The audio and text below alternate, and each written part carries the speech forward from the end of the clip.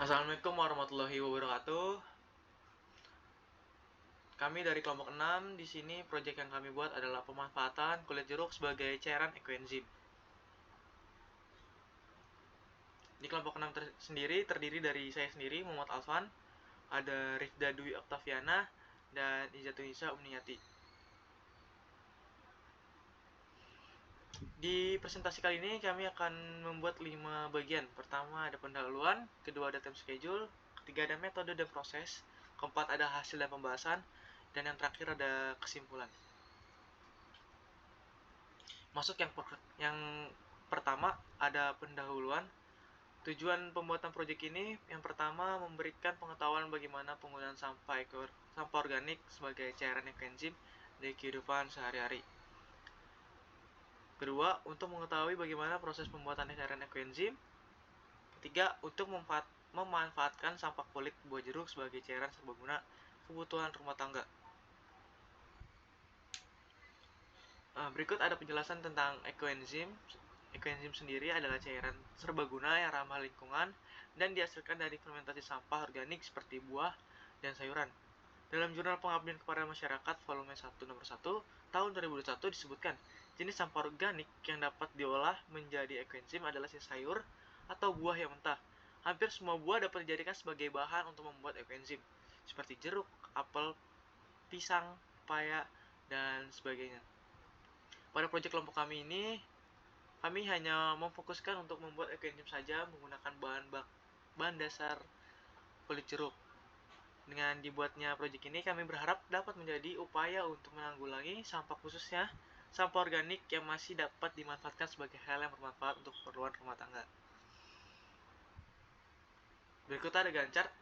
Gancar ini akan disampaikan atau dipresentasikan oleh teman saya. Silakan. Ya, terima kasih. Selanjutnya ada Gancar.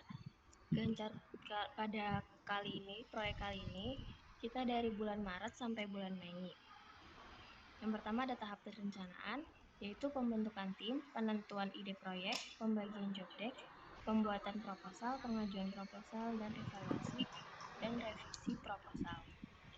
Pada bulan April, kami melakukan pembelian alat dan bahan, pembuatan ekoenzim, penyimpanan dan pemantauan ekoenzim, kemudian dokumentasi pembuatan ekoenzim, pengemasan ekoenzim, dan pembuatan desain label. Kemudian pada bulan Mei adalah tahap hasil, yaitu cek hasil fermentasi ekoenzim, pemasangan label pada kemasan ekoenzim, pembuatan laporan, pembuatan PPT, pembuatan video, dan presentasi hasil proyek. Selanjutnya ada proses.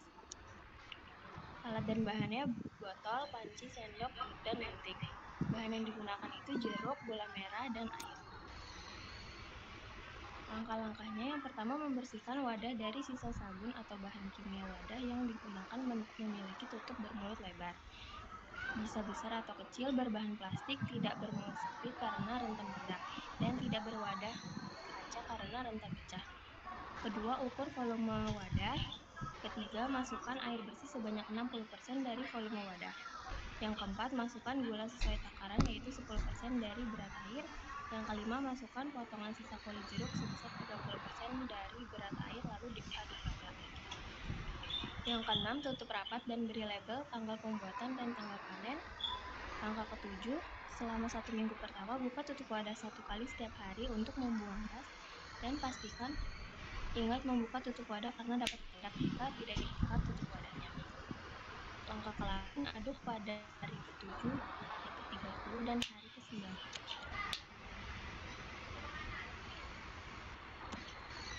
Proses pada minggu pertama, yaitu tidak ada perubahan. Pada hari kedua dan ketiga, banyak buih-buih di atas permukaan ekoenzim yang menandakan ekoenzim menghasilkan gas. Pada hari ke-4 sampai ke-7, terjadi pertumbuhan jamur putih di permukaan ekoenzim. Pada minggu kedua, mengeluarkan bau asam dari cairan ekoenzim yang merupakan bau asam asetat. Minggu ketiga, warna menjadi ungu kecoklatan sedikit keruh, jamur menutupi seluruh permukaan bagian atas 14 ekoenzim. Minggu keempat dan kelima, tidak ada perubahan bau menyengat pada ekoenzim, warna masih sama seperti minggu itu. Pada minggu kelima, warna ekoenzim menjadi lebih gelap daripada minggu sebelumnya. ada label dan stiker. Label nama produk, pemasangan label atau stiker cukup penting walaupun tidak untuk dijual. Pemasangan label ini berfungsi untuk menginformasikan detail komposisi bahan ekoenzim yang tidak memiliki masa kadaluarsa dan cara penggunaan cairan ekoenzim. Slide selanjutnya akan dijelaskan oleh rekan saya yaitu Rika. Baik, terima kasih Iza. Selanjutnya di sini ada hasil dan pembahasan. Di hasil dan pembahasan ini ada parameter pengukuran. Yang pertama ada proses fermentasi, yaitu selama fermentasi glukosa diuraikan sehingga menghasilkan asam pirufat. Asam pirufat mengalami penguraian pada kondisi anaerob oleh pirufat dekarbosilase menjadi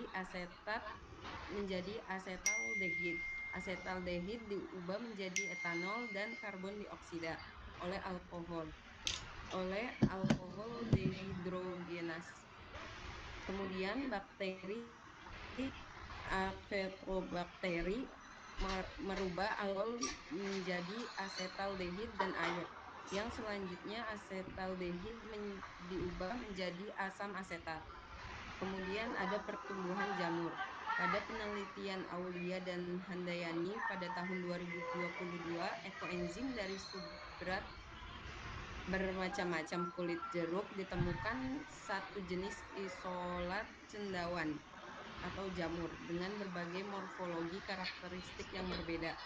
Fermentasi ekoenzim dari substrat bahan organik kulit jeruk termasuk kelompok hamir. Hamir adalah mikroorganisme dari golongan fungi termasuk uniseluler, biasanya hidup sebagai parasit maupun saprofit. Selanjutnya ada hasil dan pembahasan untuk manfaat cairan ekoenzim. Beberapa manfaat dari cairan ekoenzim salah satunya adalah untuk membersihkan kloset atau saluran air, untuk mencuci piring dan membersihkan lantai, membersihkan furnitur, kemudian membersihkan permukaan dapur, membersihkan kaca, membersihkan sayur dan buah dari pestisida. Kemudian efek terhadap lingkungannya adalah biodegradabilitas, kemudian pengurangan pencemaran, kemudian mengurangi penggunaan bahan kimia berbahaya, peningkatan kualitas tanah, dan mengurangi emisi gas rumah kaca. Selanjutnya untuk umur simpan ekoenzim itu sendiri tidak memiliki batas waktu, baik digunakan karena jika disimpan lebih lama lebih baik hasil yang didapatkan dari ekoenzim itu sendiri. Kemudian di sini ada video